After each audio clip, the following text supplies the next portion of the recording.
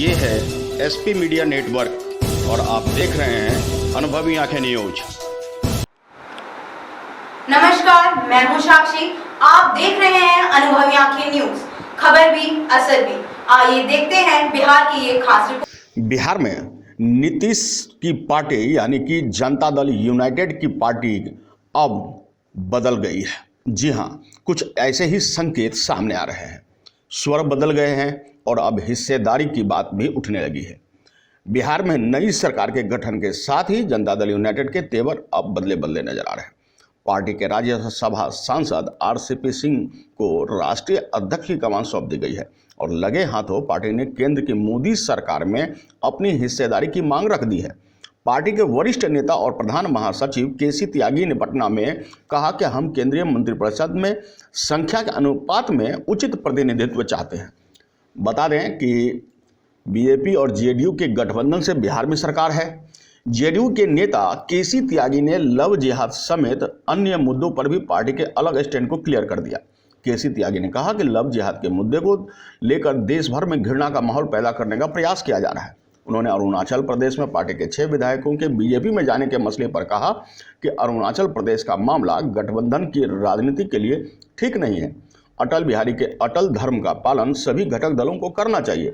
त्यागी ने कहा कि जनता दल यूनाइटेड विधायकों को मंत्रिपरिषद में शामिल करने के बजाय पार्टी में शामिल कर लिया गया, जबकि जेडीयू ने बिहार में कभी भी ऐसा नहीं किया है। अरुणाचल प्रदेश की घटना से पार्टी आहत है। नीतीश कुमार का जिक्र करते हुए केसी त्यागी ने कहा कि वह संख्या बल के नहीं बल्कि साख के नेता हैं। नीतीश कुमार के नेतृत्व और आभा मंडल को संख्या बल के आधार आंकना गलत होगा। नीतीश कुमार अन्य राज्यों में भी पार्टी के लिए काम करेंगे।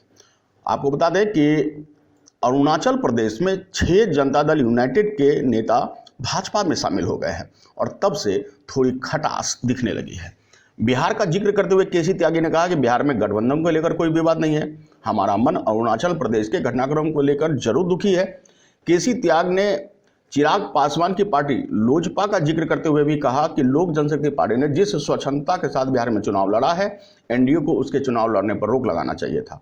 एलजेपी अब न तो बिहार और न ही दिल्ली में एनडीए का पार्ट है। उन्होंने कहा चिराग पासवान ने रामविलास पासवान या अंबेडकर के नाम पर चुनाव नहीं लड़ा, जिनके विचारों पर उनकी पार्टी खड़ी है, बल्कि चिराग में यह चुनाव मोदी के नाम पर लड़ा।